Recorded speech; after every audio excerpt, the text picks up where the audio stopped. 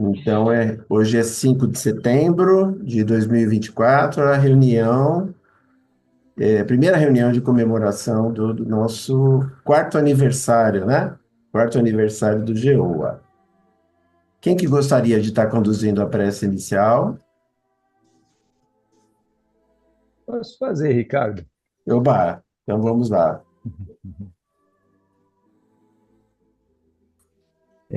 Vamos começar, né?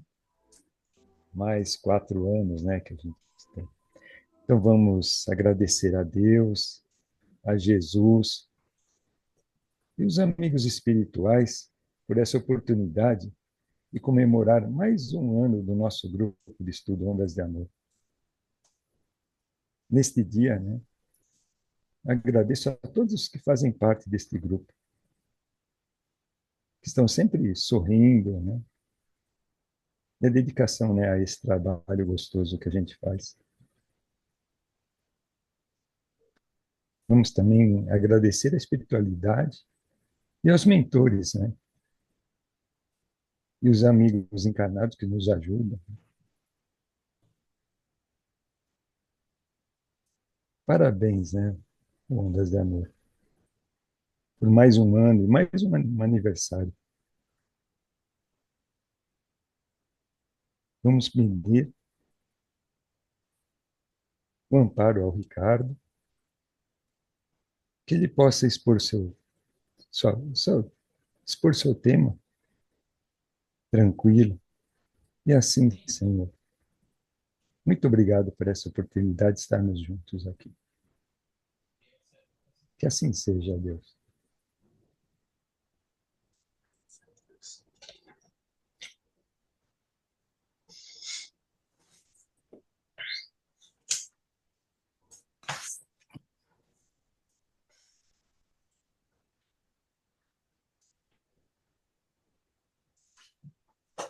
Como o aniversário é dia 4, né, de setembro, né, dia 5, o nosso presidente que vai começar, né?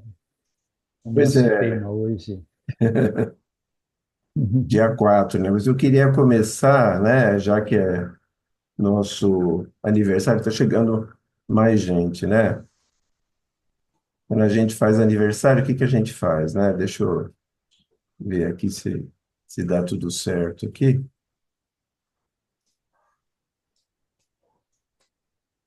Vamos ver aqui.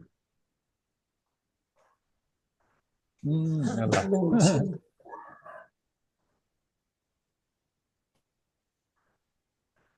Então vamos lá. Ah, só preciso ver se. Peraí, acho que peraí, eu não compartilhei direito aqui. Preciso compartilhar com o som, né? É. Que gracinha. Bonitinho. É som. Só uma artezinha aqui para começar. Todo mundo tá vendo? Sim. Então vamos Sim. lá. Pouquinho, não inteiro. Dois, três, quatro. Parabéns pra você que hoje completou 4 aninhos de vida. Te desejo boa sorte, saúde e muita proteção divina. Hoje é dia de festa pra comemorar essa data querida. Muitas felicidades e que essa data muito se repita. Parabéns pra você, pique, pique, pique, feliz aniversário. Pique, pique, tudo de bom e de melhor pra você. Yeah, yeah, yeah. Pique, pique, pique, parabéns pra você. Pique, pique, pique, feliz aniversário. Pique, pique, tudo de bom e de melhor pra você.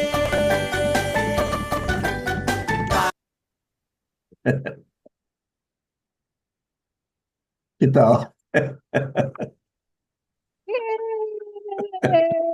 Yeah! Deu para acompanhar aí a musiquinha?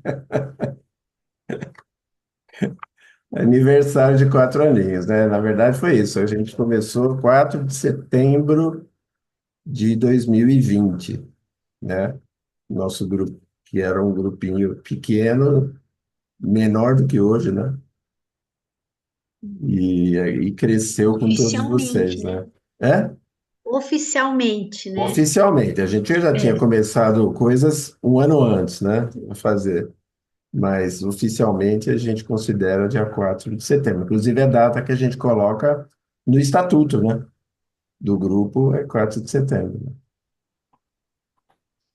Mas no plano espiritual tem mais, viu, participando também. Ah, é porque aí eles devem contar o sono, a hora que dorme, né? Aí a coisa deve aumentar um pouco mais, né? É, Muito bem, gente. Queria agradecer a presença de vocês, dos que estão chegando, dos que chegaram, dos que estão chegando, né?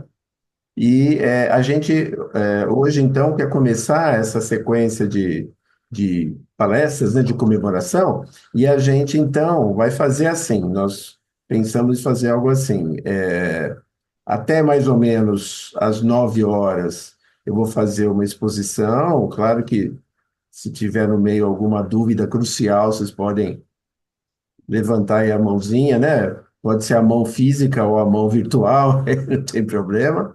Mas depois, quando chegar às 9 por aí, a gente para e aí vocês têm, a gente vai dar um tempo para quem puder, quiser, né? Trazer questões, tá? É um assunto que pode suscitar aí várias questões, vocês vão ver, tá bom? Então, quem quiser já pode ir anotando durante aí a exposição para depois estar fazendo.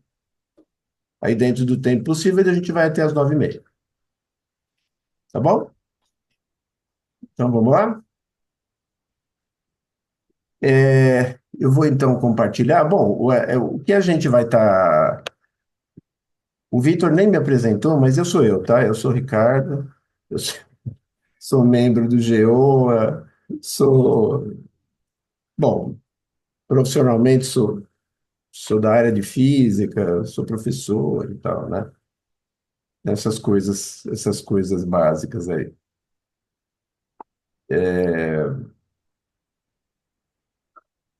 Nós, esse assunto que a gente vai estar trazendo é um assunto que foi também assunto do Enlip, né? O Enlip, que foi a semana retrasada, né, Marcinha? Não esse fim de semana, agora o outro, né? Foi aqui em São Paulo, né? O Encontro Nacional da Liga de Pesquisadores Espíritas. A Liga dos Pesquisadores Espíritas, ela existe desde o fim do século XX, né? E foi criada pelo pesquisador Eduardo Carvalho Monteiro, e tem vários livros publicados de pesquisa, e que era um colecionador, né, pesquisador do espiritismo. Ah, Liga do Espiritismo, pesquisador do Espiritismo. E ele já morreu, né? E antes dele morrer, ele tinha uma coleção imensa de livros e artigos e jornais e da história do espiritismo do Brasil e no mundo, e por conta desse material dele, foi criada uma instituição, que é o CCDPE, né? É o Centro de Cultura, e agora vou falhar, e difusão do Espiritismo, agora o P esqueci. Eduardo, Pesquisa, pesquisa, pesquisa. isso mesmo. Centro de Cultura, Difusão, Pesquisa do Espiritismo, Eduardo Carvalho de Monteiro, que fica na Zona Sul, é um prédio, né? Predinho, que tem todo o material dele, que depois também recebeu outras coleções de artigos, e eles estão digitalizando muita coisa disso. Entrando no site dele, já tem algumas coisas digitalizadas, né? Do CCDPE. E eles, junto com a USE de São Paulo, que, digamos, patrocinaram esse encontro dessa liga, né? E aí eu, pessoalmente, comecei a acompanhar isso durante a pandemia, né? Eu sabia meio de orelhada e comecei a acompanhar, comecei a interessar e quis contribuir também, né? Então, dessa vez a gente contribuiu e isso que nós vamos estar apresentando é fruto desse trabalho, né, Vocês estão vendo aqui o título? Sim, Isso, então. Ele é fruto desse trabalho, né? Que a gente apresentou, só que aqui está em versão estendida. Lá a gente tinha 20 minutos para apresentar e era corridinho. Depois tem algumas perguntas depois. Então aqui a gente tem pelo menos o dobro aí para apresentar, então está mais com calma, né? Então, Evangelho segundo o Espiritismo, seu contexto e proposta. O Evangelho segundo o Espiritismo, por que que se escolheu, né, esse tema como tema do Enlipe? Porque esse ano completa 160 anos da publicação do Evangelho segundo o Espiritismo, né? Foi em 1864, nós estamos em 2024, né? Então, faz 160 anos. E aqui no Brasil, em particular, o Evangelho segundo o Espiritismo, isso já foi feito pesquisa, inclusive, é a obra espírita mais lida de todas as obras. É imbatível. Nenhum livro espírita foi tão lido, é tão lido, quanto o Evangelho segundo o Espiritismo. Muitas pessoas chegam na casa espírita e o primeiro livro que topam é o Evangelho segundo o Espiritismo, né? Por conta disso também é que muitas pessoas resolveram pesquisar sobre vários aspectos, né? O livro, a contribuição, coisas eventualmente questionáveis, etc. A minha contribuição é essa. O Evangelho, seu contexto da época e a proposta de Kardec para ele, tá? Então, eu quero colocar aqui, né, o sumário. Espera que eu pulei aqui. Legal. Esse é o sumário, porque o que acontece? Aqui do lado, vocês veem, né? Tem o livro que foi lançado por conta desse encontro, 19º em Lipe, né? 160 anos de Evangelho segundo os Espiritismo. Aí vocês podem comprar, ele está cerca de R$ 30, 30 e poucos reais. Lá eles estavam vendendo por 25, mas está uns 30 e poucos reais. E tem em forma de e-book também, para quem quiser, pode também achar em forma de e-book. E tem 6 artigos, tá? Um deles é o meu também, e lá está mais bem explicado. Então, esses são os tópicos do artigo, né? O objetivo do Evangelho, o contexto da obra, a vida de Jesus, livro do Renan, e a crítica histórica do Evangelho segundo o Espiritismo, a divulgação das comunicações e a autoridade da doutrina, o controle universal do ensino dos espíritos, que ele colocou pela primeira vez lá no Evangelho, e o conteúdo, né? Não, só que não o conteúdo só moral, mas o conteúdo filosófico e científico do Evangelho segundo o Espiritismo. Eu, na verdade, vou fazer uma seleção aqui, tá? Um dos tópicos aqui eu não vou abordar agora, pode ser que a gente um outro dia possa falar com mais calma, que é esse tópico sobre a divulgação das comunicações e a autoridade da doutrina, tá? Mas os outros a gente vai poder falar um pouquinho mais, né? Então vamos lá. O que acontece, né? Kardec, vocês estão me vendo? Então, né? Sim, Kardec, ele viveu numa época na França em que o sobrinho do Napoleão, aquele Napoleão guerreiro lá do começo do século XIX, né, tinha dado um golpe de Estado. Ele tinha sido eleito, o Luiz Napoleão, né? Ele tinha sido eleito, mas depois ele deu um golpe e assumiu, transformou o governo dele no império, porque a França, depois da queda da Revolução Francesa, da queda da Bastilha e tal, ela ficou oscilando, né, de império para república, de república voltou para império, de império para república. Teve uns 8 regimes durante o século XIX. E na época que Kardec estava trabalhando com o espiritismo, em particular, era o império desse senhor, Napoleão III, que durou de 1852 a 1870. Kardec começou a publicar nessa época, e morreu em 69, então ele ficou sob o domínio do Napoleão III o tempo todo. E o Napoleão III, entre várias coisas, né, ele foi acusado de favorecer a Igreja Católica. Então, ele tinha uma parceria muito forte com a Igreja Católica. Imagina, né, se isso não afetou o trabalho de Kardec com o Espiritismo, né? Além disso, Kardec começou a ter contato com as mesas girantes em 1855, né? Pelo menos as documentações de hoje têm mostrado isso, né? Que o contato começou aí em 1855. E com isso, ele começou já desde o começo a conhecer as mesas girantes ainda no Império de Napoleão III.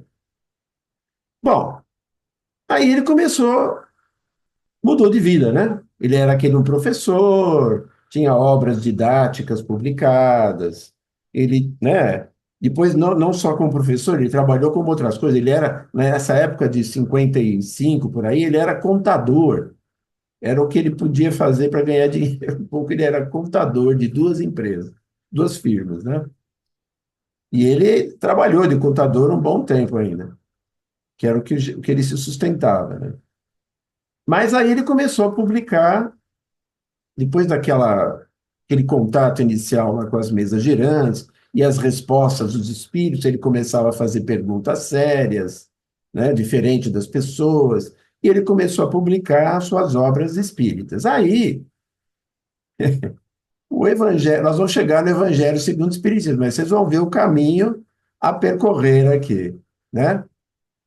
Quem quiser perguntar alguma coisa muito importante agora no meio, e não der para esperar para depois, por favor, né? Levante a mão, que eu não estou vendo direito vocês aí. Boa noite para quem está chegando, viu?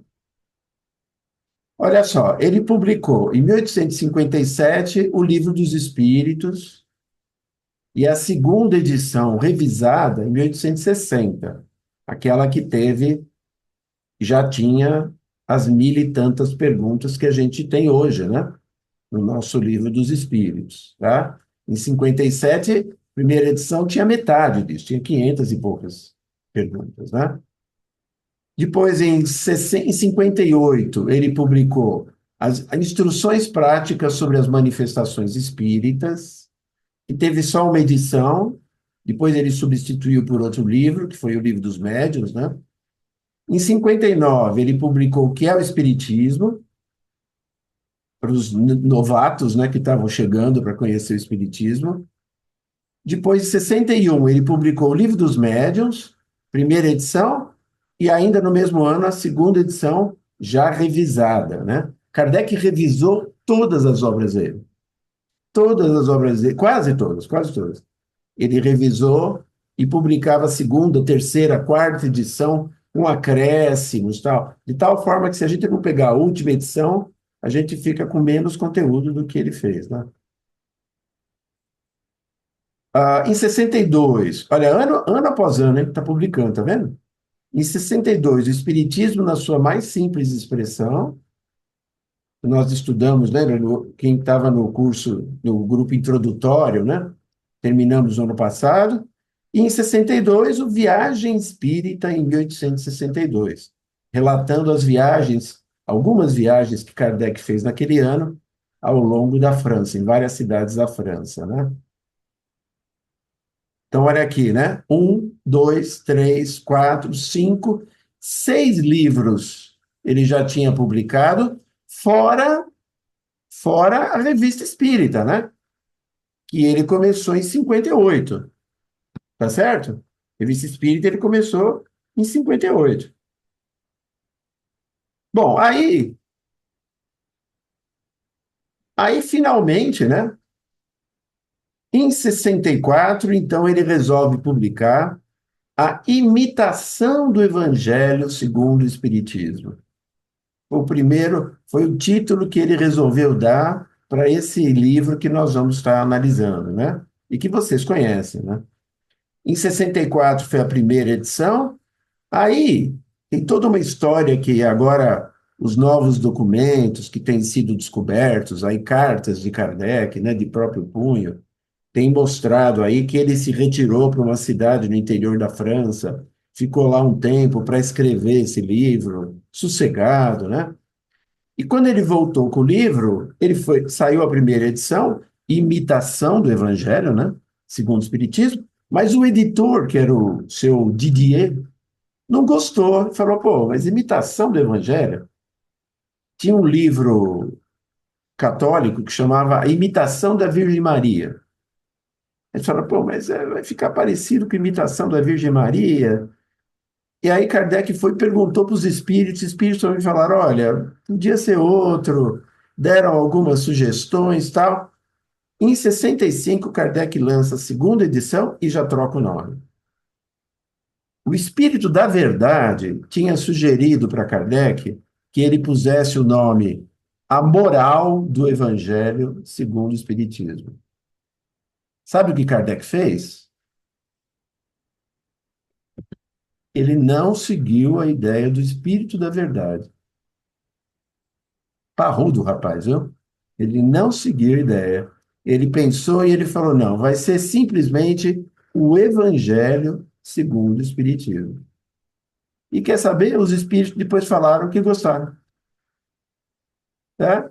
Ele tinha ideias próprias, né? Ele também tinha ideias próprias. Mas ele perguntava a opinião dos espíritos, né? Na segunda edição ele mudou de nome, mas não mudou o conteúdo. Na terceira edição, em 1866, aí sim ele reformulou todo o conteúdo, dividiu melhor, acrescentou mais mensagens e aí formatou com 28 capítulos, que é o que a gente tem hoje. Tá? Então, a partir da terceira edição é que tinha 28 capítulos. Ok?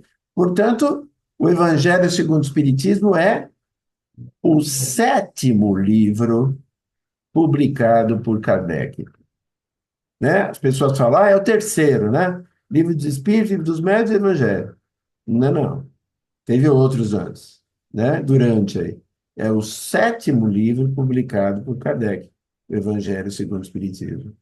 Né? Muito bem. Em que consiste esse livro? Essa é a nossa ideia, né? Que a gente vai estar explorando aí um pouquinho, né? Então, primeira coisa, qual é o objetivo do Evangelho? Muito interessante, né? Kardec, na introdução do Evangelho segundo o Espiritismo, as pessoas dificilmente leem a introdução, né? Vão direto para o capítulo 1, lá. Não, mas na introdução é fundamental, porque ela explica o que Kardec queria com aquilo. Ele falou, olha, quando as pessoas estudam o Evangelho, ou elas olham para os dogmas, ou elas olham para os fatos da vida de Jesus, ou elas olham para a parte mística, enfim, uma série de coisas. E tudo isso faz os grupos religiosos ficarem uns contra os outros. Uns aceitam um dogma, outros aceitam outro. Uns interpretam de um jeito, outros interpretam de outro. Uns traduzem de um jeito, outros traduzem de outro. Mas tem uma parte que Kardec disse assim, é uma parte que é onde todos geralmente se reúnem, que é o ensino moral de Jesus. Então ele falou assim, este livro vai versar sobre esta parte, exclusivamente, o ensino moral de Jesus. Porque é aqui em que não há discussão, em geral, entre as seitas religiosas. Então é aqui que nós queremos trabalhar. Aí ele justificava, então ele falava, é o terreno em que todos os cultos podem encontrar-se, porque isso nunca foi objeto de disputas religiosas, mas os dogmas, sim. E por que ele queria analisar o ensino moral de Jesus? Por que ele resolveu, né? Tinha lançado o Livro dos Espíritos, tinha lançado o Livro dos Médiuns, tinha lançado o que era o Espiritismo e os outros. Por que ele se aventurou, né? a falar do ensino moral de Jesus. Então ele diz assim: olha, o problema é o seguinte, é que a forma alegórica, o misticismo intencional da linguagem dos evangelhos fazem que a maioria das pessoas o leia, o evangelho, por desencargo de consciência e por obrigação. Então as pessoas vão na missa, iam na missa pegar o evangelho, liam, ou alguém lia, isso quando estava traduzido na língua deles, né? Lia, falava, lia aquilo, mas muitos não ficavam, acho que ainda não ficam, incluir nós, né? Não ficam, às vezes, pensando mesmo no assunto, não é? E isso, ele queria algo que fosse mais útil do que isso, né? Então, ele diz assim, lá na introdução, para evitar esses inconvenientes, reunimos nessa obra, olha só, os trechos do Evangelho, dos Evangelhos, que podem constituir, propriamente falando, um código de moral universal, sem distinção de cultos. Olha a pretensão de Kardec. Ele queria trazer uma seleção que seria um código de moral universal. Quer dizer, um código que serviria para todos, porque ninguém discutia se aquilo era bom ou não. Sem distinção de cultos, que significa que essa moral, Kardec considerava que essa moral era universal, ou seja, ela servia para o chinês, budista, para o protestante, para o católico, para o maometano, para o islâmico, para o shintoísta, porque era uma moral universal. Veja, né? E nessa linha, né, ele colocou na introdução uma coisa que é para dizer assim, olha, essa moral nós vamos analisar a moral dos ensinos de Jesus, mas essa moral não veio só aqui. E o que ele põe na introdução? Ele põe as ideias de Sócrates e de Platão, que estavam longe de serem cristãos. Aliás, eles eram anteriores a Jesus. Eles seriam considerados pagãos, né? Os gregos eram considerados pagãos, tinham vários deuses. E ele coloca as ideias de Sócrates e Platão. E se a gente lê aquela parte da introdução com as ideias de Sócrates e Platão, a gente vai ver, é muito interessante, a gente vai ver que muitas das ideias de Sócrates e Platão batiam com as ideias de Jesus. Então ele diz assim, Sócrates e Platão foram precursores de Jesus e também do Espiritismo. Né? Então, o Espiritismo não tem só uma genealogia dos ensinos de Jesus, mas ele tem uma moral que já apareceu em outros momentos, em outros povos, sob outra forma de crença. Né? Coisas diferentes. A moral do Espiritismo já tinha aparecido antes. Se vocês pegarem o Livro dos Espíritos, né? O Livro dos Espíritos tem hoje 4 partes, 4 tomos, 4 livros, né? 4 partes. Essas 4 partes, a terceira parte é exatamente as consequências morais. Então a moral já estava presente lá no primeiro livro. Ela não apareceu diferente do que se diz, né? A moral do Espiritismo não apareceu com o Evangelho segundo o Espiritismo. Ela já estava presente lá no Livro dos Espíritos. Ó, a Cíntia já está perguntando aqui, né? Se era uma moral universal, por que colocou o nome segundo o Espiritismo? Perfeito, Cíntia, perfeito.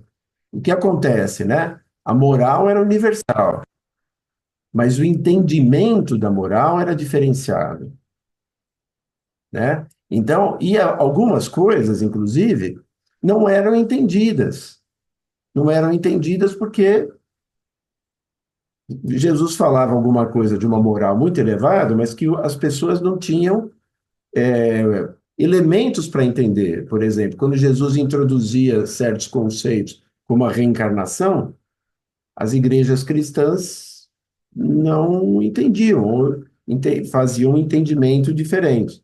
Então, a moral básica era a mesma, mas ele diz segundo o Espiritismo, no sentido de que o Espiritismo trouxe, ele usou o Espiritismo para esclarecer mais a moral de Jesus e facilitar o entendimento dela.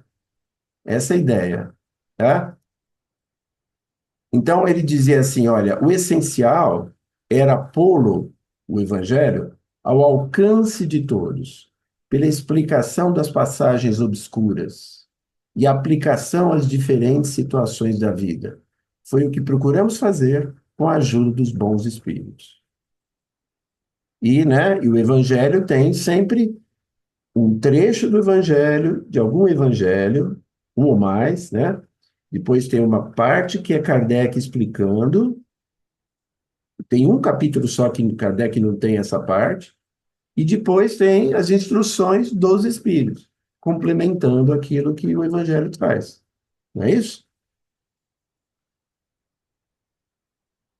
Concordou, Cíntia? Depois a gente pode abrir e conversar mais também, tá? Então, Kardec queria também explicar melhor o Espiritismo, os Evangelhos, para que as pessoas não só lessem e decorassem aquilo, mas pudessem usar para a sua vida. O que adianta só ficar decorando o Evangelho, né? E aí, só que aí, o que aconteceu, né? Para Kardec chegar no Evangelho segundo o Espiritismo, antes disso, muita coisa aconteceu. Coisas sérias. E aqui a gente quer resumir um pouquinho dessas coisas, né? A gente encontra o contexto, quer dizer, o que estava acontecendo naquela época, quando a gente pega a Revista Espírita e vai ler os anos anteriores à publicação do Evangelho. 64 foi a publicação? 63, 62, 61, a gente vai ver o que estava acontecendo que Kardec reproduzia na Revista Espírita. Por exemplo, em dezembro de 63, Kardec publica um artigo na Revista Espírita em que ele diz assim, que o Espiritismo estava entrando, ou já tinha entrado, num período de luta que tinha sido iniciado em 61 com o Auto de Fé de Barcelona. Lembra o Auto de Fé de Barcelona? Onde o bispo de Barcelona queimou uma série de livros de Kardec que tinham sido enviados, né, para serem vendidos numa livraria lá em Barcelona, na Espanha. Então, aquilo foi, Kardec considerou que ali tinha começado o período de luta, e que eles estavam nesse período de luta. Antes do período de luta, tinha tido o período de curiosidade, que era o das mesas girantes, as pessoas iam lá porque achavam interessante a mesa voar, girar, subir, descer, né? Fazer as piruetas e tal. E depois que foi publicado o Livro dos Espíritos, veio o período filosófico, né? As pessoas estudavam assuntos mais filosóficos. Kardec diz que, inclusive, até as mensagens dos espíritos foram diferentes nesses períodos. O período de curiosidade tinha muita mensagem, assim, de gozação, muita mensagem sem muita coisa séria. Você tinha que garimpar a mensagem de coisas mais sérias, né? Período filosófico tinha instruções mais elevadas, né? Que vieram no Livro dos Espíritos e vieram também junto, naquela época, saíram nas revistas espíritas, etc. Mas que, a partir de Barcelona, daí para frente, os espíritos começaram a falar de uma outra maneira. Começaram a trazer mensagens de alerta. E Kardec diz assim, desde esse momento, os ataques tomaram um caráter de violência incrível. Foi dada a palavra de ordem. Eram sermões furibundos, sermões furiosos, mandamentos, anátemas, condenações, né? Excomunhões, perseguições individuais, livros a respeito, brochuras, artigos de jornais. Nada foi poupado, nem mesmo a calúnia. Então, os espíritas e Kardec em particular estavam vivendo um período muito conturbado, Nós trouxemos alguns textos da Revista Espírita aqui rapidamente para vocês verem como é que a coisa estava. Por exemplo, né, nessa revista tinha uma mensagem do Erasto, né? Erasto é um espírito que teve uma atuação muito grande aí no espiritismo. Quem lê o Livro dos Médiuns vê várias mensagens de Erasto preciosas, né? E ele, em dezembro de 83, de 63, numa mensagem chamada A Guerra Surda, ele dizia assim: não sereis martirizados corporalmente, como nos primeiros tempos da igreja. Não erguerão fogueiras homicidas, como na Idade Média, mas vos torturarão moralmente. Levantarão embustes, armarão ciladas, tanto mais perigosas quanto usarão mãos amigas. Agirão na sombra e recebereis golpes, sem saber por quem são vibrados. Sereis feridos em pleno peito por flechas envenenadas da calúnia. Quer dizer, os espíritos não esconderam aquilo que estava por vir, né? Preparando Kardec e preparando as pessoas daquilo que já estava acontecendo. Veja só, o clima estava pesado. Veja aqui, por exemplo, né, começando em 62, isso aqui é de abril de 62, uma mensagem que estava lá no item Dissertações Espíritas. Na verdade, é uma junção de 4 mensagens de Santo Agostinho, Lamennais, Lázaro e Erasto. O título geral é Os Mártires do Espiritismo. E que eles estavam justamente falando sobre a questão: será que nós também teremos mártires que derramarão sangue, como foi no cristianismo, né? Porque estavam vendo que a coisa estava séria, a perseguição estava séria. E quem perseguia principalmente eram autoridades religiosas. Elas é que, se não perseguiam, pelo menos estimulavam, né, as perseguições. E aí Kardec respondendo aquilo, né, e falando como introdução dessas mensagens, ele diz assim, falando para as autoridades religiosas da época, né? Quereis, pois, a toda força elevar o espiritismo à situação de uma religião. Está falando dos padres que acusavam o espiritismo de ser uma nova religião e contra a Bíblia, né? Quereis por toda força elevar o espiritismo à situação de uma religião. Notai bem que jamais ele teve essa pretensão. Isso é Kardec falando. Ele jamais teve essa pretensão. Jamais se colocou como rival do cristianismo. E aí ele continua. Porque para Kardec, criar uma nova religião era cindir mais ainda o cristianismo, era separar mais, criar mais um rival. E ele falou, jamais o espiritismo teve essa pretensão. Veja que interessante. Desde 62, Kardec deixava isso claro. Ele não queria, de forma nenhuma, transformar o espiritismo numa religião. E quem tinha levantado pela primeira vez essa ideia eram os padres, eram autoridades religiosas, né? Olha só, em maio de 62, os padres faziam sermões e acusavam as pessoas, né? E, para surpresa de Kardec, ele falava que ele ficava contente porque muita gente respondia, e respondia assim com dignidade, né? Então, um padre chegou para uma senhora e falou assim, senhora, olha, eu lamento que ontem não tivesse podido trocar ideias em particular sobre certas práticas religiosas contrárias ao ensino da Santa Igreja, que essa senhora fazia, né? Falou-se muito disso na vossa família, mesmo num círculo.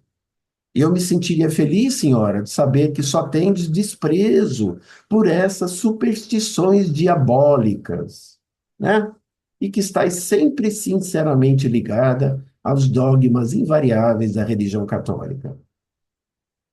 Aí tem aqui, é publicada por Kardec, a resposta, que não foi dela, foi da filha, porque a mãe estava doente. Então ele fala: estando minha mãe muito doente, para responder pessoalmente, a vossa bondosa carta, né? Apresso-me fazê-lo por ela e de sua parte, a fim de tranquilizar quanto aos perigos dela e da família. Caro senhor, em minha casa não se faz nenhuma prática religiosa que possa inquietar os mais fervorosos católicos, a menos que o respeito e a fé pelos mortos, a fé na imortalidade da alma, uma confiança ilimitada no amor e na bondade de Deus, e uma observação tão rígida quanto permite a natureza humana das santas doutrinas do Cristo sejam práticas reprováveis pela Santa Igreja Católica. Né? Ela falou: olha, nós estamos fazendo isso, respeitando os mortos, cultivando a imortalidade, confiando em Deus, ajudando, né?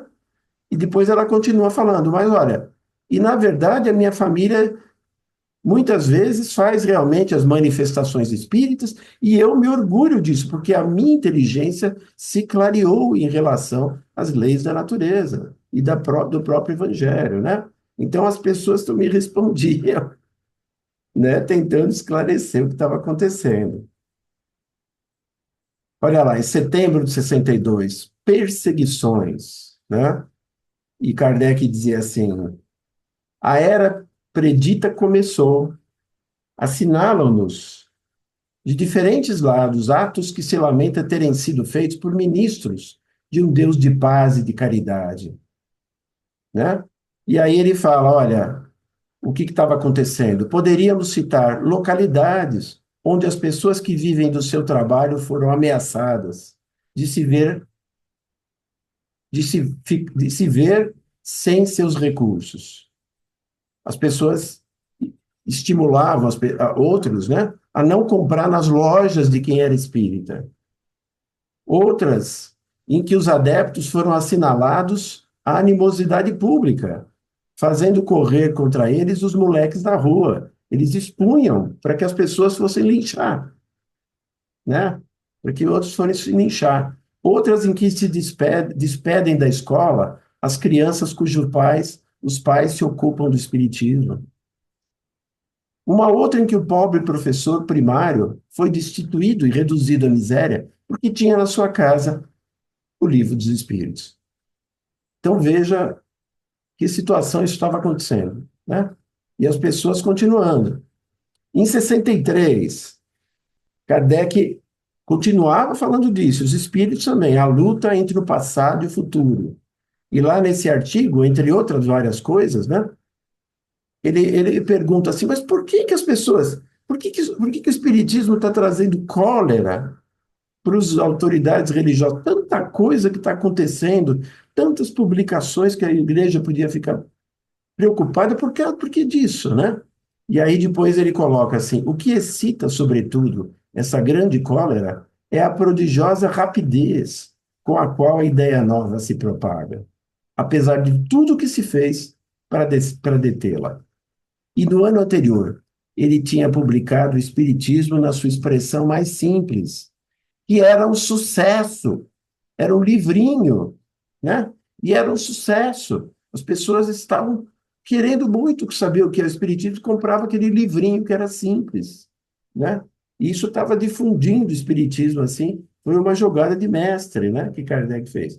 E isso excitou mais a cólera da igreja e outros, né? Alguns começaram a lançar calúnias, né?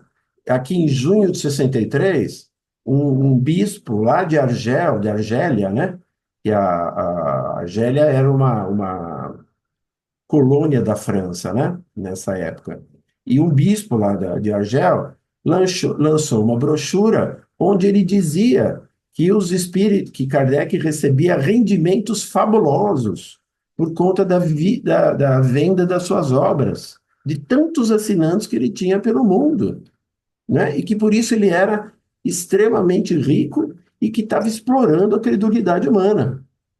Então, e aí Kardec responde na Revista Espírita e ele fala assim: olha, gente, Eu vou fazer as contas para vocês saberem quanto que a gente recebe aqui e quanto que disso vem para o meu bolso, tá bom?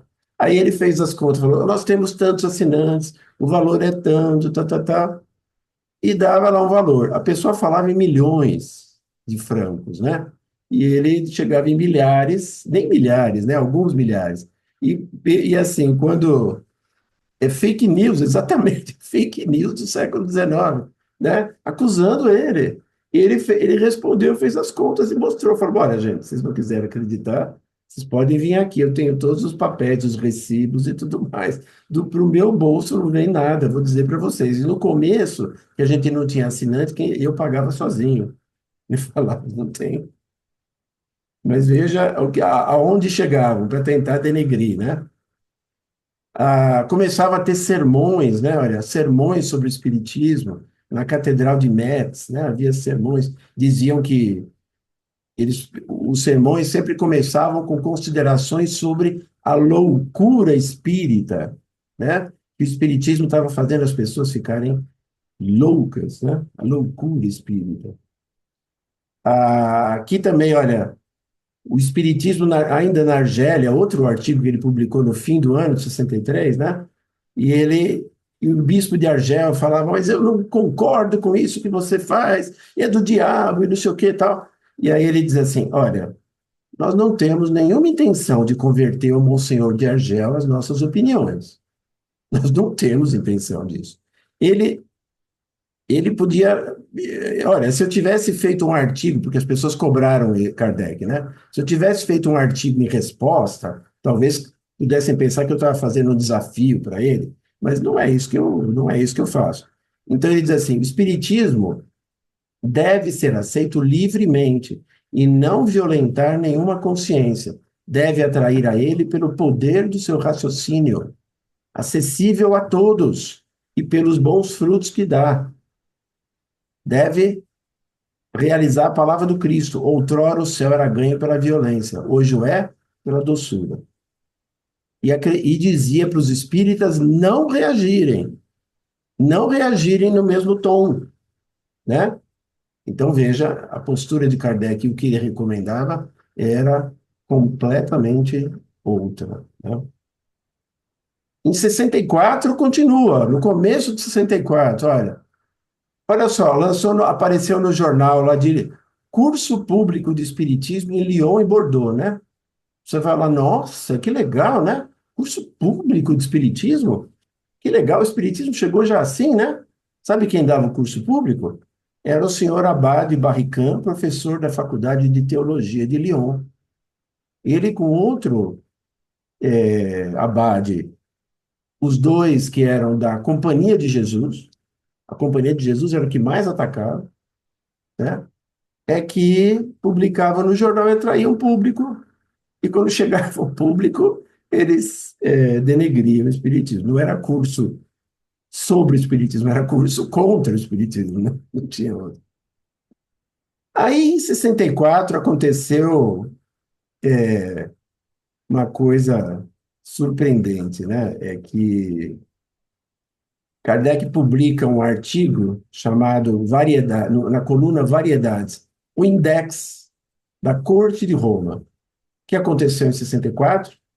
O abade, um bispo de Roma, condenou as obras de Kardec para serem incluídas no Index Librorum Prohibitorum, que era o index da igreja, que proibia uma série de livros, né?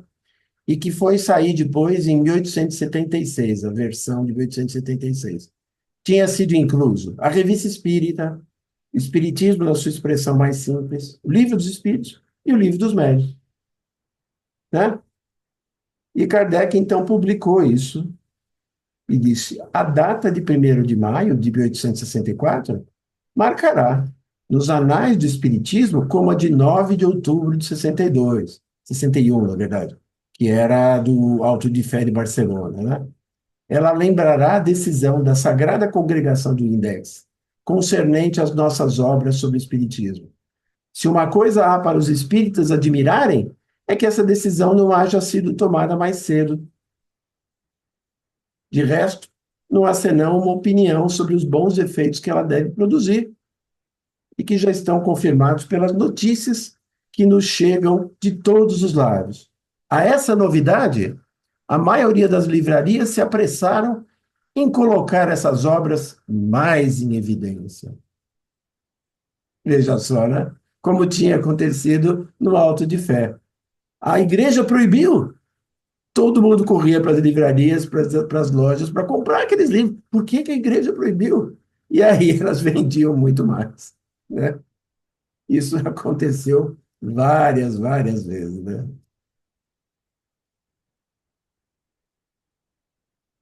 Mas Kardec também conversava com os espíritos, né?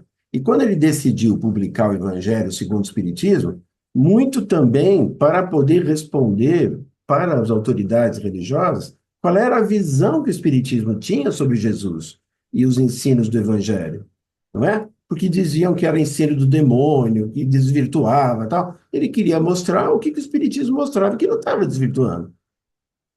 Olha o que os espíritos falaram. Isso está lá numa mensagem chamada Imitação do Evangelho, em obras póstumas. E tem algumas mensagens que foram publicadas depois que Kardec morreu, né?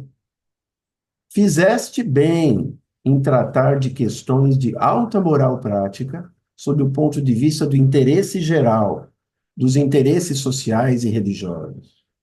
Os espíritas verão crescer o seu número na medida dessas perseguições, principalmente vendo-se o clero acusar de demoníaca uma doutrina cuja moralidade brilhará como um raio do sol, de luz do sol, com a publicação do teu novo livro, e dos que se seguirem. Os espíritos já falaram, e dos que se seguirem. Quer dizer, eles já sabiam mais ou menos a intenção de Kardec, mas se estava fraco, eles já incentivaram. Olha, dos que se seguirem, quer dizer, né? Kardec falou, opa, já estão me apoiando nas ideias aí, né? O que mais aconteceu? Aconteceu que um historiador chamado Ernest Renan publicou em 1863 um livro chamado A Vida de Jesus. Esse livro, Kardec diz que a igreja tinha muito mais para se preocupar com esse livro. Mas Kardec lançou na Revista Espírita de 64, de junho de 64, 2 artigos sobre isso, em maio e junho de 64.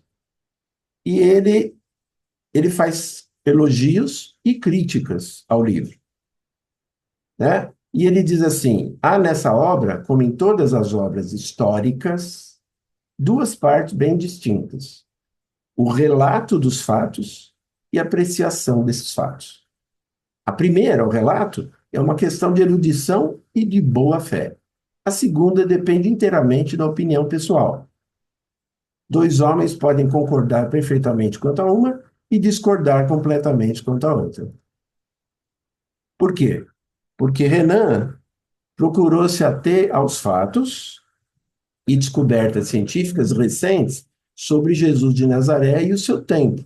E é mais ou menos a ideia do contexto da vida de Jesus.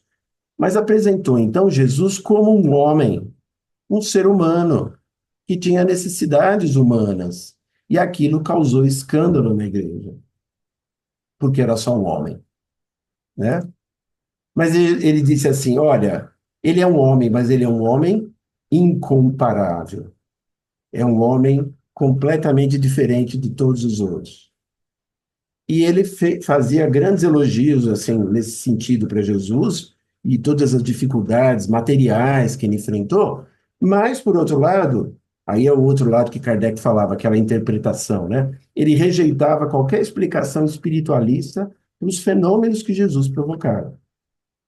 Então ele achava que não, ou era fraude, ou era mal entendido, ou era coisa que tinha sido inventada, isso não podia acontecer, né? Jesus não pode ter curado, não pode ter feito nada daquilo, porque isso não era possível. É o que ele colocava no livro, né? E aí Kardec perguntou para os espíritos lá, de novo para Erasto, né? Está lá em Obras Póstumas, tem uma mensagem também sobre a vida de Jesus, acho que tem 2. E o Erasto, ele fala, ó, de fato, o livro, ele é muito bem escrito, mas tem muita coisa que a gente poderia criticar, porque ele deixa passar um monte de coisa, a visão dele é uma visão mais materialista, mas muito do que ele trouxe é aproveitável, porque ele traz a visão de Jesus, ser humano. Ele aproxima Jesus do ser humano. E aí ele diz assim, sem querer, o Renan aplainou os caminhos para o espiritismo.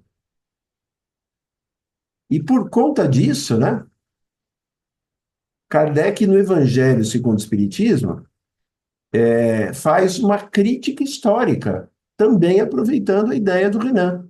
O Renan, ele pode ser considerado, foi considerado como um dos precursores do movimento que hoje é chamado da busca pelo Jesus histórico, o Jesus mais próximo do real, em contraposição ao que eles chamam de o Cristo da fé, que seria aquele onde todos os dogmas, os mitos, as coisas que Jesus teria feito, que na verdade foram só acréscimos, só para dizer que, que Jesus tinha um poder, né, diferente.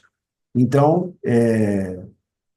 essa é a busca do Jesus histórico. E Kardec, então, aproveitando essa ideia, no Evangelho segundo o Espiritismo, também faz uma contextualização histórica e crítica dos evangelhos. Vocês já devem ter visto isso. Primeiro, ele publica, na introdução, um apêndice, uma parte lá na introdução chamada Notícias Históricas. Como é que você vai entender o evangelho se você não souber o que é um samaritano? Lá ele explica. O que é um publicano? O que é um fariseu? Que, que Jesus condenou muitos fariseus, não é? O que é uma sinagoga? Que eram coisas da época dos judeus. Como é que a pessoa na Europa, no Brasil, né, é obrigada a entender o que acontecia historicamente lá? Então, Kardec, para facilitar, ele fez um apêndice, notícias históricas. E ao longo dos capítulos, ele vai falando das coisas dos ensinos de Jesus e trazendo coisas que eram ideias dos judeus, né? Ele vai falar de reencarnação, lá com a história de não vir nascer de novo, né? É necessário nascer de novo, mas ele vai explicar a confusão que se fazia com ressurreição e vai diferenciar, né? Quando Jesus entra com os discípulos na casa de um fariseu e não lava as mãos, eles criticam tal, e aí tem a questão da verdadeira pureza e mãos não lavadas. Kardec vai explicar que era um costume dos judeus lavar as mãos, que isso tem a ver com a ideia de pureza, pureza moral que eles tinham, etc. Dai a César o que é de César. Que é isso? Quem é o César? Kardec vai explicar que existia o Império Romano, que os judeus estavam sob o domínio do Império Romano, eles não eram um povo livre, né? A parábola da festa de núpcias, a gente vai ver lá uma festa de casamento, festa de núpcias, né? Da época, e não vai entender nada, porque as nossas festas de casamento não são daquele jeito, né? Então, Kardec vai explicar os costumes daquela época, senão a gente não entende nem a parábola. E Jesus fala, a noiva ficou lá esperando o noivo, de repente o noivo chega e ela fica apavorada. Gente, né? Tem que entender o que é isso. O divórcio, né? Não separeis o que Deus juntou, mas que ele vai falar do divórcio, mostrar como era entendido na época de Moisés, como era entendido na era de Jesus e como o Espiritismo aceitava o divórcio, né? O Espiritismo aceita o divórcio. Não estimula que as pessoas se divorciem, mas aceita muitas vezes a necessidade das pessoas se divorciarem quando não existe entendimento, né? O Espiritismo é contra. Então, ele vai explicar tudo isso. Então, todos os capítulos, Kardec faz uma contextualização histórica e crítica para facilitar o entendimento, né, das coisas.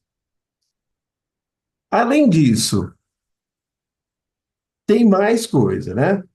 Vários autores, esse já é um outro ponto. Vários autores espíritas, inclusive alguns conhecidos, né, afirmaram que o Livro dos Espíritos representa o conteúdo filosófico da doutrina. E lá no Livro dos Espíritos está o conteúdo filosófico. E o Livro dos Médiuns, o conteúdo científico. E que no Evangelho segundo o Espiritismo, o conteúdo religioso. Será? Será que é isso? Isso eu ouço desde que eu entrei no Espiritismo, né?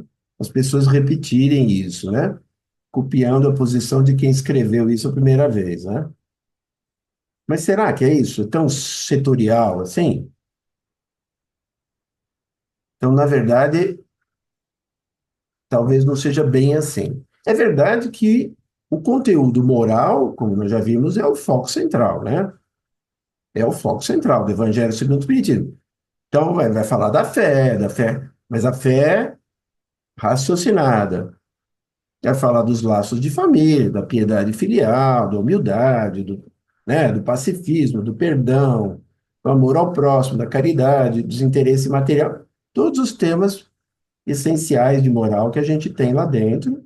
E vai também tocar em alguns conceitos que as religiões abordavam e abordam, né? E que muitos, por isso, consideram como temas religiosos, porque as outras religiões também falam. Deus, a justiça divina, prece, né? Alma, penas de futuro, enfim. Coisas assim que alguns acham que é religioso. Kardec nunca disse isso, né? Mas, do lado do conceito moral, nós pudemos identificar, e não só nós, outros autores também que apresentaram lá no ENIP, né? Como, para quem lembra, o Alexandre Fontes da Fonseca, que o ano passado fez uma palestra aqui para nós, né? Ele também trouxe esse aspecto. A gente identifica nos capítulos do Evangelho segundo o Espiritismo muitos conceitos científicos, filosóficos, espíritas e não espíritas, das ciências também, né? Mas principalmente das obras anteriores ao Evangelho segundo o Espiritismo e mesmo da Revista Espírita. Kardec faz citação, ele fala das coisas, ele fala, como vocês viram antes, ou então ele cita, vide para a pergunta tal no Livro dos Espíritos, no Livro dos Médiuns. E a gente nota que a falta desse conhecimento prévio acaba muitas vezes prejudicando, ou pelo menos limitando o entendimento do significado de vários trechos. Quer ver? Nós fizemos as contas. Do Livro dos Espíritos, nós encontramos pelo menos 27 conceitos que já tinham sido definidos no Livro dos Espíritos. No Livro dos Médiuns, pelo menos 9. E pode ser que mais gente encontre outros, né? Também apareceram alguns conceitos de astronomia, alguns conceitos de física. Por exemplo, olha, do Livro dos Espíritos, aqui tem os conceitos e os capítulos onde aparece. Vida futura, vida espiritual, aparece em vários capítulos do Evangelho segundo o Espiritismo.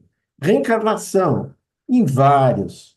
Pluralidade dos mundos habitados, no capítulo 3, né?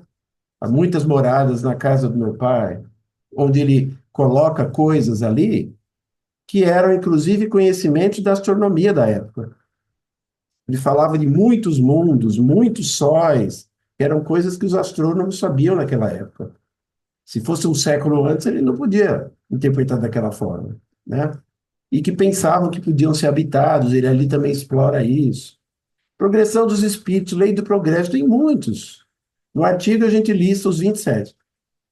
Do Livro dos Médiuns, olha, médiuns, aparece várias vezes. Médium de cura, várias vezes. Influência moral do médium, obsessão, identidade dos espíritos, que é lá do Livro dos Médiuns, né? Tinha alguns que Kardec falava assim, olha, sobre a identidade dos espíritos, abriu parênteses, ver capítulo tal do Livro dos Médiuns. E para. Ele fala da identidade, não explica e manda a gente ler lá no Livro dos Médiuns. Quer dizer, Kardec, ao escrever o Evangelho segundo o Espiritismo, ele estava contando com o conhecimento que estava nas obras anteriores. Nas obras anteriores, né? Então, concluindo, né? Passei um pouquinho, mas já estou agora no finzinho mesmo. Desde 62, Kardec sofreu intensa campanha difamatória por conta dos membros da Igreja Católica, principalmente, mas também da igreja de algumas igrejas protestantes, e isso teve influência na elaboração do Evangelho segundo o Espiritismo. Kardec focou nos capítulos do Evangelho no ensino moral de Jesus, buscando o quê? O significado profundo dos ensinos de Jesus e ajudando com os conceitos do Espiritismo. Esse ensino, Kardec coloca como um código de moral universal, de aceitação geral, independente do culto. Vejam, né? Se Kardec coloca que é um código de moral universal, ele não podia, ao mesmo tempo, como muita gente acha, né? Está usando o Evangelho segundo o Espiritismo para estar definindo uma religião espírita. E se ele definisse uma religião espírita, como é que a moral dali teria utilização e aceitação universal? Aí o outro ia falar, não, isso aí é da sua religião, não é da minha. Ele estava pensando em algo que pudesse ser aceito por todos. Existia um certo grau de otimismo aí de Kardec, com certeza. Mas essa é a ideia, né? E é verdade que muitos desses princípios, a maioria desses princípios, com outras palavras, aparecem desde a China, em escritos de outros lugares também, né? Como nós vimos, Kardec também procurou fazer uma crítica histórica das passagens do Evangelho, contextualizar e explicar. E a gente vê no Evangelho que essa moral é fortemente dependente de conceitos filosóficos. Na verdade, né, Kardec não diz que o Espiritismo é uma ciência de observação com consequências filosóficas e morais? Então, Kardec estava mostrando ali a moral, né, toda a moral, usando os ensinos de Jesus, como consequência dos conceitos filosóficos e científicos. Né? Essa é a ideia. E aí a última conclusão é essa, né? Que pessoas que têm contato inicial com o Evangelho antes das obras básicas anteriores, o fato é que corre o risco. Qual é o risco? De ter dúvidas sobre a visão do Espiritismo. Porque vai ler e fala, ué, mas será que o Espiritismo pensa assim? Não, peraí, não está claro. E aí o que elas vão ouvir sobre Jesus? Como é que elas vão interpretar? Se nunca ouviram mais nada do Espiritismo. Usando o que elas já sabiam da igreja de onde elas vinham. Mas aí, muitas vezes, não vai bater a interpretação. Né? Então, a sugestão, e aí eu coloquei lá e coloco aqui para vocês, a sugestão melhor seria se o Evangelho segundo o Espiritismo não fosse o primeiro livro a ser oferecido para iniciar uma formação espírita, como hoje acontece em muitos casos nas casas espíritas. Melhor seria que o Evangelho fosse colocado depois, com base nos conceitos da doutrina, ou pelo menos em paralelo, mas nunca antes, que vai criar mais confusão, como cria, né? Facilitaria muito a sua compreensão, o conhecimento prévio das obras anteriores de Kardec. Então, eu paro por aqui e agradeço aí a atenção de todos. Espero que tenha sido útil. Eu vou parar o compartilhamento aqui para a gente conversar um pouco.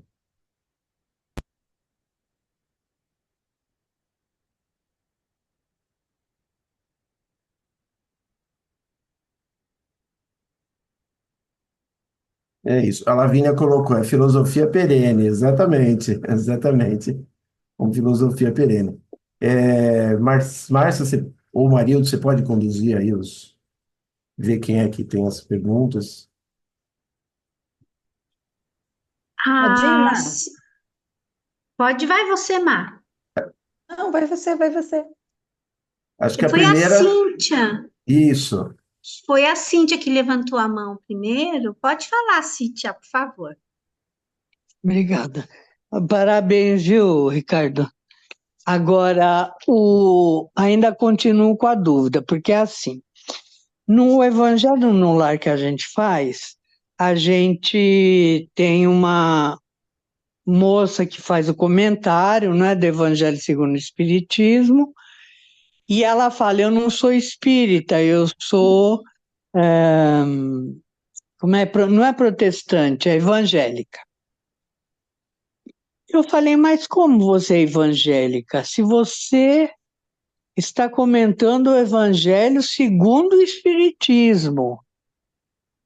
Então, me deu um nó na cabeça quando você falou, quando ela falou, porque se é universal, então, ok, não é, a pessoa não precisa acreditar no espiritismo, né? Não precisa acreditar na doutrina.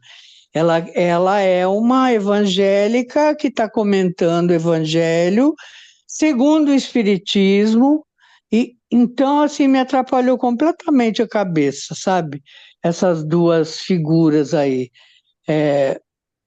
o nome e ela falar que ela não é espírita porque ela é evangélica. Eu falei: mas como é que você está comentando, então, o Evangelho segundo o Espiritismo?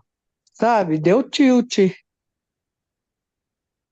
Então, eu não sei esse caso especificamente, né, Cíntia, mas na época de Kardec, e ele até recomendava isso, né, era muito comum. As pessoas eram de uma religião, frequentavam os cultos daquela religião, faziam as cerimônias, vestimentas, enfim, tudo que a religião mandava, e frequentavam as casas espíritas.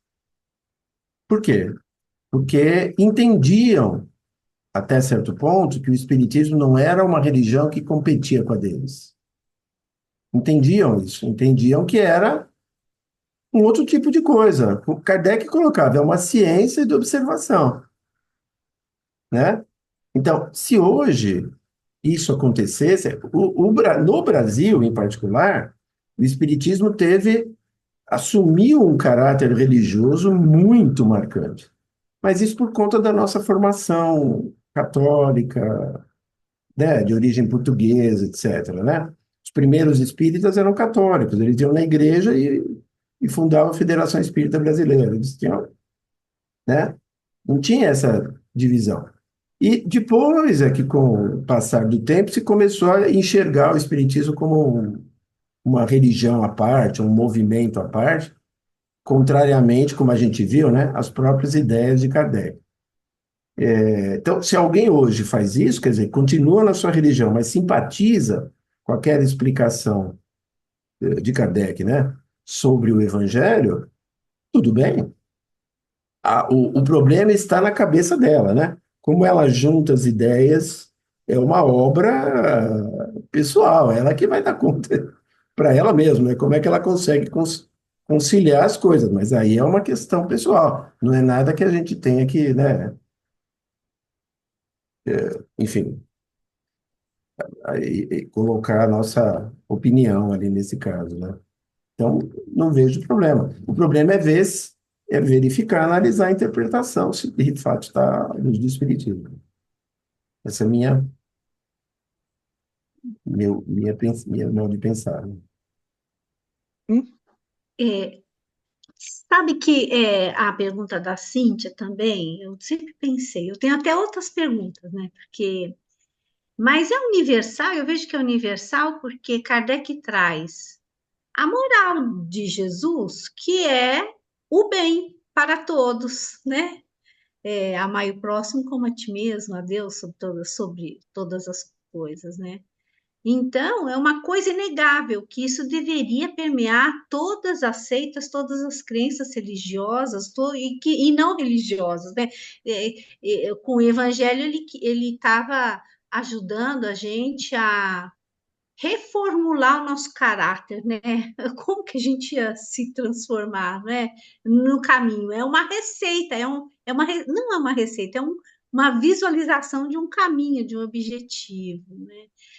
Acontece que nisso, no Evangelho, como ele não fala só da vida de Jesus, das palavras de Jesus, legal que ele esclarece as parábolas, que forma na cabeça da gente uns enganos muito assim doidos, né? Da moral estranha, para que respeitar mãe e pai, né? Somos todos irmãos, para que dar privilégio só para nossa família, ver o outro com amor, essa coisa de núpcias, da figueira seca, que eu acho assim muito legal quando a gente pega com o espiritismo, a gente interpreta, né, as parábolas. Então, Kardec traz isso, mas ele também traz também os vários mundos, que é uma doideira para os espíritas quando a gente começa a estudar. Imagine para outras crenças, né? Então, choca, mas ele quer esclarecer, né? E ele vai derrubando, ele começa a derrubar vários dogmas, por isso que ele era contra dogma de qualquer religião. Ele era contra a regra, contra dogma, contra tudo isso, né? Ele fazia as pessoas pensarem, né? Então, por isso que e é universal porque ele quer o bem de todos, ele quer que todos sejam esclarecidos, ele não quer que fique o conhecimento velado. Todo mundo que quiser esse conhecimento acessa e começa a pensar. É muito difícil para evangélicos, para as religiões mais tradicionais, mas né, é difícil, mas começa a pensar. Dá um abraço nessa sua amiga que é evangélica e que faz o evangelho no lar, né? Segundo o Espiritismo, né? Agora, o que eu queria colocar que quando. Só uma coisinha, Márcia, só para não perder isso que você falou, né? Eu acho que um exemplo disso, né, dessa moral universal, a gente teve no século XX, né? Um exemplo forte que foi com Gandhi, né? O Mahatma Gandhi, né, falou e ficou célebre aquela frase dele, né? Que se queimassem todos os livros, mas que deixassem o Sermão do Monte de Jesus, não se teria perdido o essencial.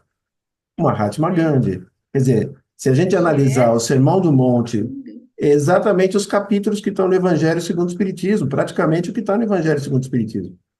Então, veja, um hinduísta, dizendo que aquilo era essencial. Esse é o espírito do que Kardec queria fazer, né?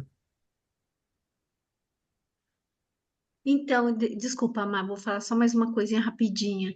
Que quando começa assim, aquela capa, a imitação do evangelho, desde a primeira vez que eu ouvi, eu falei, ai, não caiu bem esse título, né?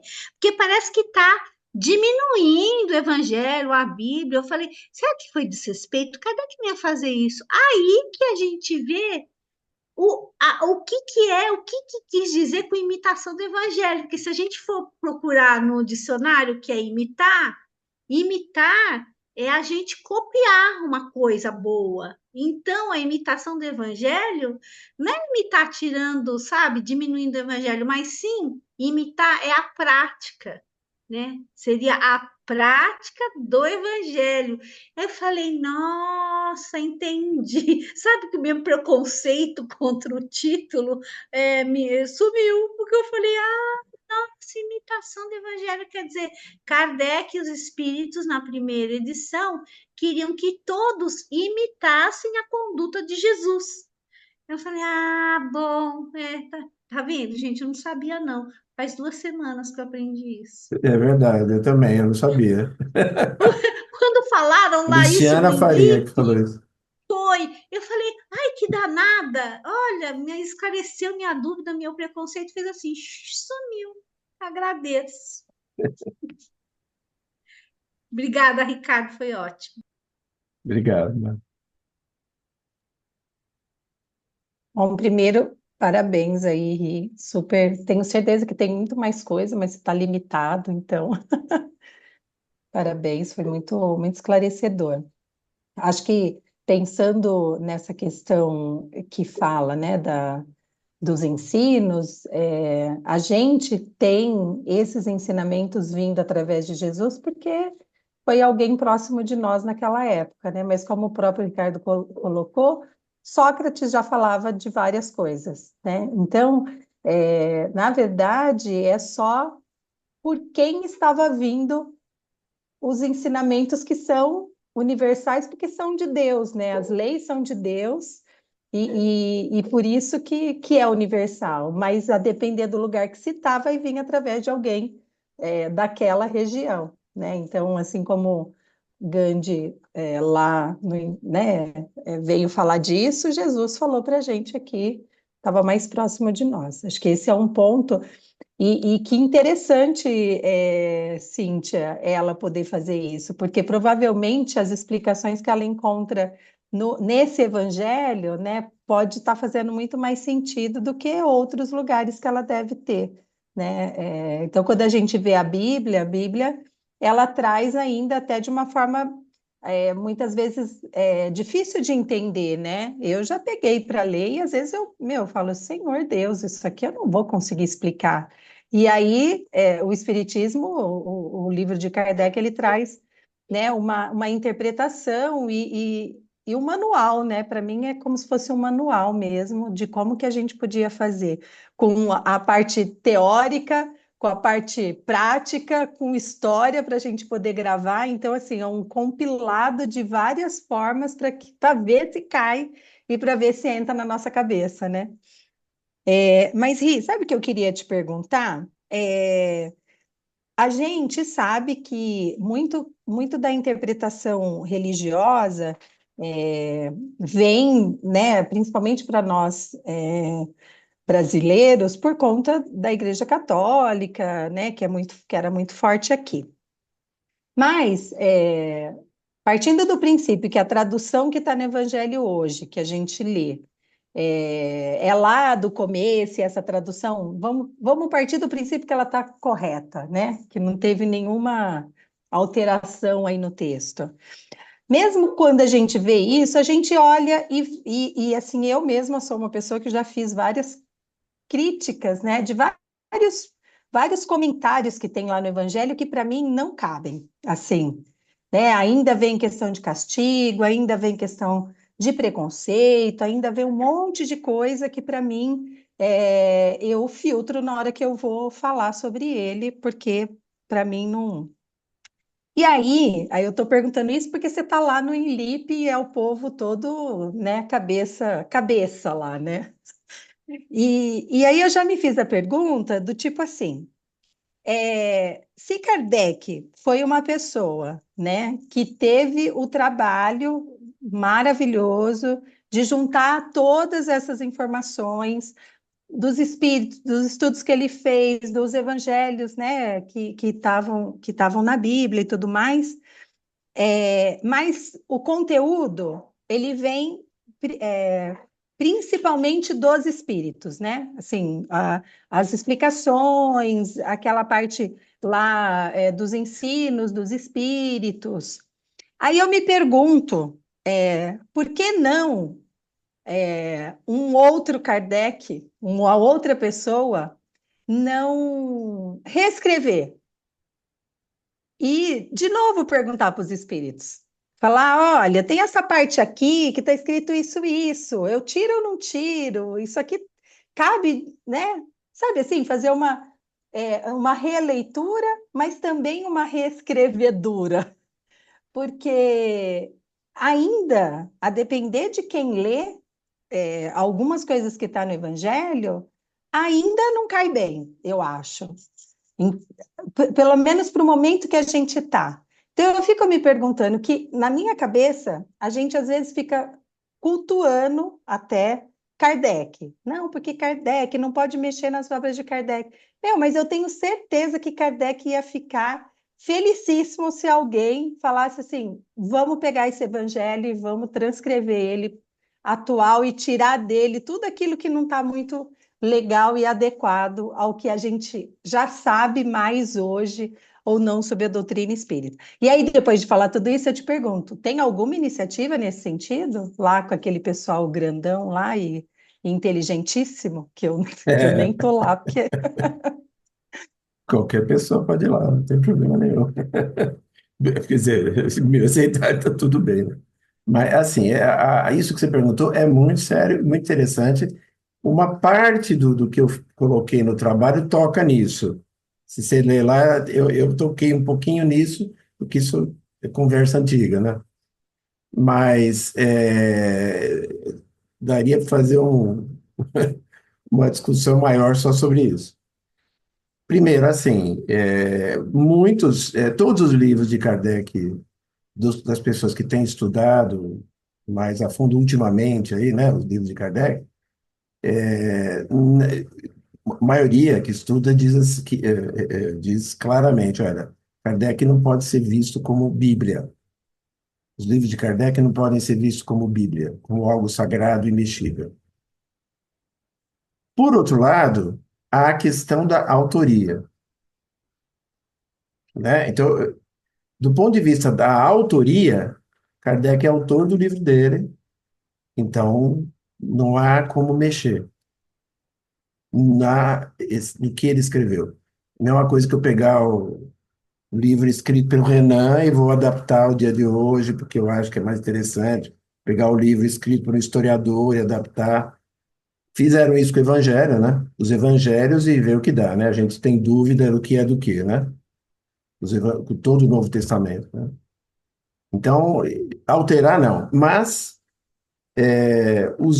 fazer comentários, sim.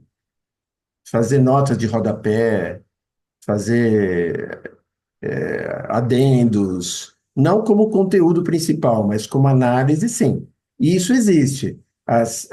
Não sei se nesse sentido que você está falando, mas existe assim, as editoras que têm tradutores diferentes, muitos dos tradutores colocam várias observações, né? O exemplo típico disso é o Herculano, né? O Herculano Pires, ele põe um monte de observação, não tem uma página que não tenha uma observação do Herculano, falando e tentando contextualizar, né? Agora, a gente pode analisar o contexto de como Kardec montou o Evangelho segundo o Espiritismo. Quando ele montou tudo, mas em particular o contexto. Quais são os personagens que ele trouxe para compor o Evangelho segundo o Espiritismo? Primeiro, a maior parte do conteúdo é dele, não é dos espíritos. Faça conta. Isso é um desafio para nós todos aqui. Pega os evangelhos e vê quantos parágrafos e páginas são escritos por Kardec e quantos são pelos espíritos. Vocês vão ver, vão ficar surpresos. Então, primeiro é ele autor. Agora, tem as instruções dos espíritos. E tem muitas instruções. Entre as várias instruções, os que mais aparecem são o quê? Ou foram o quê? Foram religiosos. Fenelon era um religioso que morreu no começo do século XIX. Lacordaire, qual é a outra? Lacordaire, a Santo irmã, Agostinho. irmã Rosália, o Santo Agostinho é lá atrás, né? Mas eu quero dizer assim, Santo Agostinho já é mais do começo do milênio, né? Mas tem muitos autores que são do século XIX. Alguns deles tinham morrido uns 3, 4 anos antes. Lacordaire, aquele que tem um nome grande, François Nicolas Madeleine, Irmã Rosália, Bispo de Argel. Bispo de Argel era como um dos que estavam criticando. Ele chama esses, fala, mas como assim? Ele foi chamar os católicos para poder vir trazer a explicação? Ele chama exatamente eles, mas ele chama aqueles que se manifestaram, em particular na Sociedade de Paris, mas também em outros lugares, e que comentaram passagens do Evangelho de uma maneira que casa com o Espiritismo. Então, muitas daquelas mensagens que estão no Evangelho já tinham sido publicadas na Revista Espírita. Às vezes maiores, ali ele cortou um pedaço. Kardec não publicava tudo, ele pegava o que interessava, né? E pôs lá no Evangelho. Entende? Então, o que ele buscava? Ele buscava a essência do ensino. Se a mensagem dele estava de acordo com a essência do ensino de Jesus e das leis morais do Espiritismo, que estão lá no Livro dos Espíritos, ele então aceitava. Mas é claro, se o fulano morreu 2 anos antes, vamos pensar nós aqui, né? Se o fulano morreu 2 anos antes, 3 anos antes, vocês acham que ele ia mudar muito o linguajar dele depois para se manifestar 2 anos depois? Ia ser uma coisa muito rara, né? Ele mudar o linguajar. Então, ele estava acostumado a falar Nosso Senhor Jesus Cristo. Ele vai continuar falando Nosso Senhor Jesus Cristo. Ele estava acostumado a fazer sermão sobre se Deus castiga, como ele castiga. Ele vai continuar falando, né? A gente fala Jesus, Jesus de Nazaré. O padre nunca falou Jesus de Nazaré, falava Jesus Cristo, ele vai continuar falando, né? Então, essas coisas são coisas que Kardec, digamos, não prestou muita atenção. Ele falou, não, a essência da mensagem do Lacordaire é linda, mesmo ele falando Nosso Senhor Jesus Cristo e tal, tal, tal. Então, tá bom, eu vou colocar mesmo assim, entende? Então, esse é um exercício que a gente tem que fazer, mas você tem razão. Está presente lá coisas, termos, visões que não são a visão do Espiritismo, mas tem coisas que são. E o próprio Kardec, né? O próprio Kardec, ele não era assim um religioso fechado ali, de ir na igreja toda hora e tal, né? Mas ele foi criado num ambiente cristão, né? Ele também, de vez em quando, fala que Deus castiga, né? Que Jesus Cristo e não sei o que, ele fala. Você vai falar isso aí é conceito do Espiritismo? Ele fala isso, mas ao mesmo tempo ele vai falar que Jesus é um ser normal. Então você vê, Kardec assim, né, meio no impulso, escrevendo aquilo que ele já estava acostumado, a expressão que ele estava acostumado a falar, mas na hora de conceituar pelo Espiritismo, ele e os espíritos conceituam de outra maneira. Por exemplo, né? O Espiritismo é cristão? Só cristão? Você fala, porque tem a pergunta 625, né? Que Kardec pergunta qual é o maior exemplo prático aí para as pessoas seguirem, né? E os espíritos falaram, vê de Jesus, né? Então eles falaram, tá vendo? Então, né?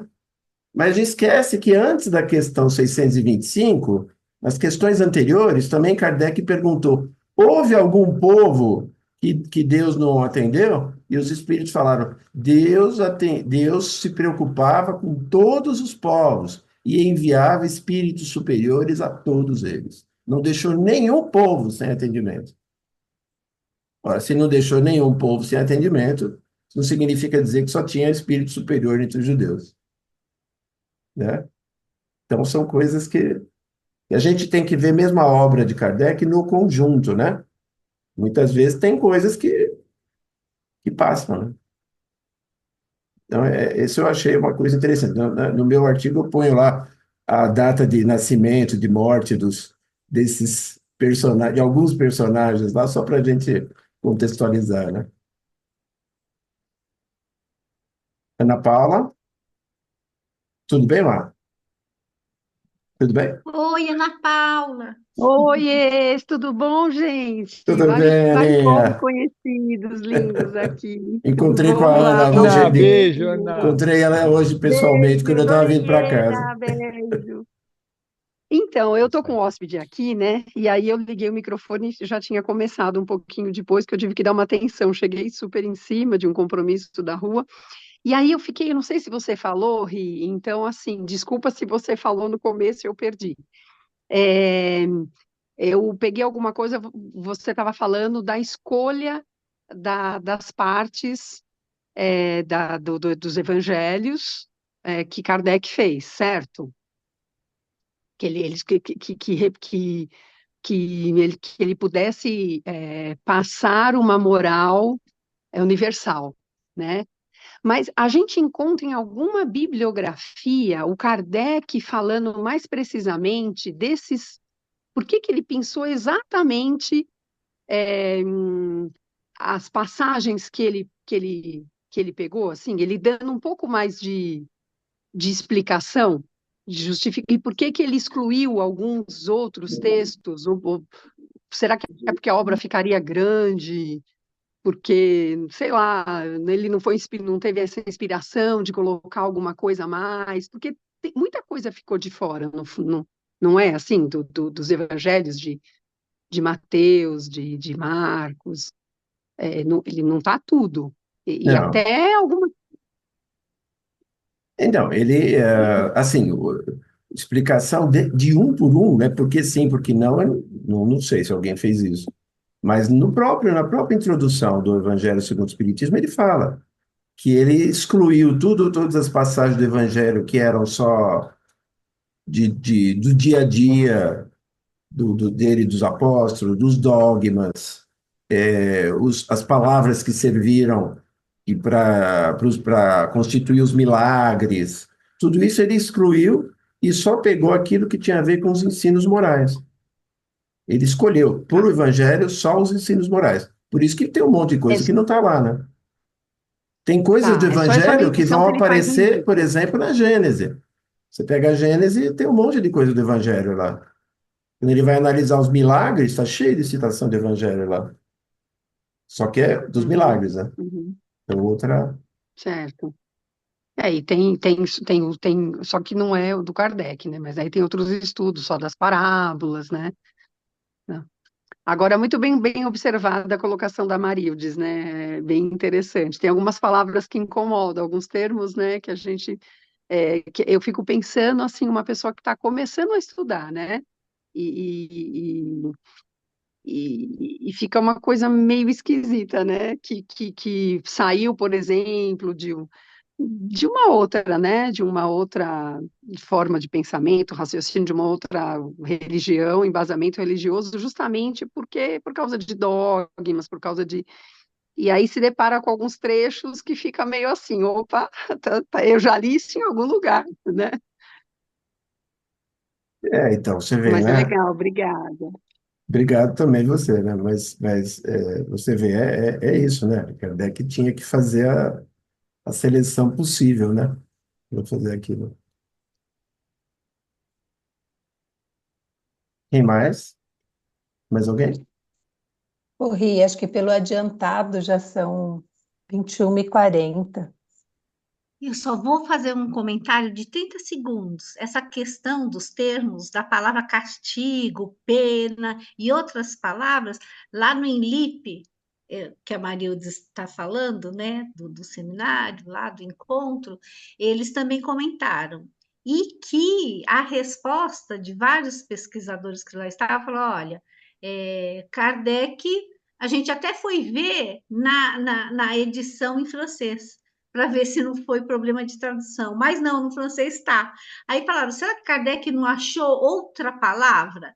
Será que foi instrução dos espíritos usar aquela palavra? Será que não tinha outra coisa para colocar mais adequada?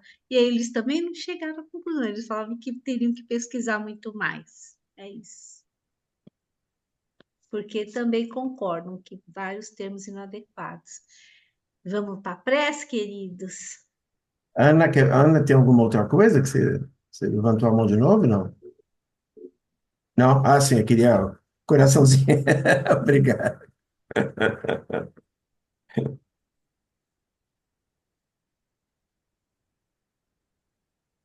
Gente, então, só agradecer a todos aí a presença, né, as perguntas, se depois lembrarem de alguma outra questão, coloca lá no grupo, ou quem não, manda por outro que está no grupo, né, aí a gente pode enfim, na medida do possível, né, tá respondendo. Quero agradecer aqueles do grupo que vêm dos estudos, aqueles que vieram também, que não são aqui, não estão nos grupos, mas que vieram aí, Fran, né? Ana Paula, e todos os que puderam aí, muito bom ver vocês. Estamos juntos. E agora não percam, né? Aproveitar e fazer a propaganda do próximo, né? A próxima palestra vai ser dia 17, se eu não me engano, que é uma É, terça-feira, 17. 17, né? É uma terça-feira, vai ser feito, o tema é saúde e espiritismo, vai ser feita pela doutora Alcione Alcione. Moreno, que é vice-presidente da CEPA Brasil. A CEPA é a Associação Espírita Internacional. E a Cepa Brasil é enfim, a sucursal dela aqui no Brasil. E ela é vice-presidente dessa associação, que tem membros do mundo inteiro, né? Uma pessoa muito interessante do ponto de vista doutrinário e do ponto de vista profissional. Ela vai juntar as duas coisas. Ela é médica, ginecologista e vai juntar as duas coisas, né? Então, não percam, porque é a nossa convidada aí dessa série, tá bom? Convidada de honra, que estava lá no Embi, né?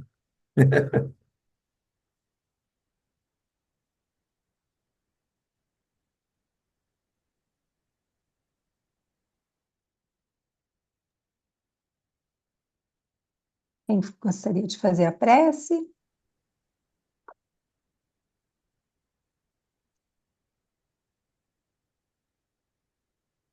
Eu faço.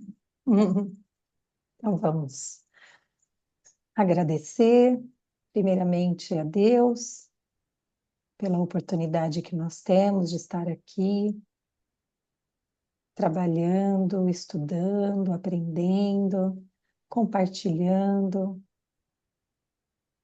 Agradecer a espiritualidade maior, que faz parte desse nosso trabalho, que está sempre nos impulsionando, nos motivando, nos fortalecendo.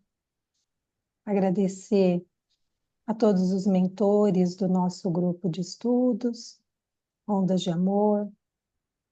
Agradecer a todos que estão aqui presentes para compartilhar esse momento. Agradecer a Kardec por todo o trabalho que ele fez, do qual ainda estamos longe de entender na totalidade. Agradecer ao Ricardo, que pôde passar para a gente todo esse conhecimento, fruto de estudo, de dedicação.